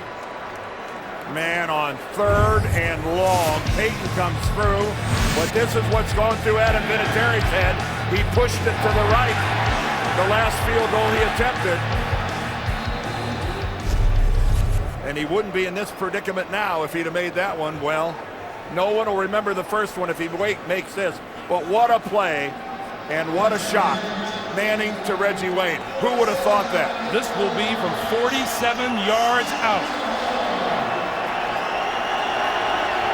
Vinatieri on the way, looks good.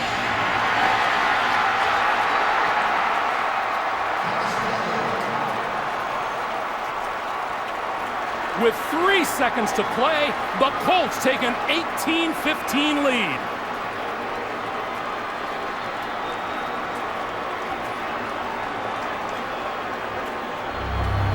I think that fan says it all.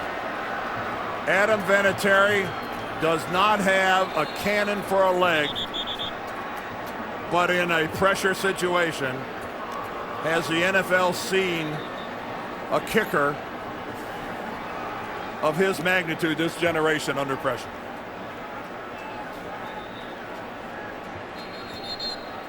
Adam Vinatieri. Money. Meanwhile, Peyton Manning, his team comes all the way back, shut out in the first half. Injuries left, right, and in front of him. And serving notice, I think, on folks that, yes, that was a three-pointer. Brad Childress and this Viking football team have got to be thoroughly dejected. They have led wire to wire for 59 minutes and 57 seconds.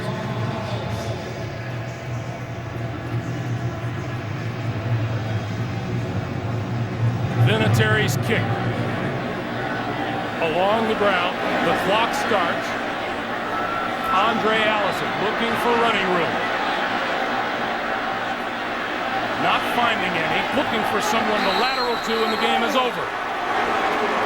Our final score, the Colts 18, the Vikings 15. Up next, we'll take most of you Patriots Jets. For Dan Deerdorf, Greg Gumbel, so long from the Metrodome.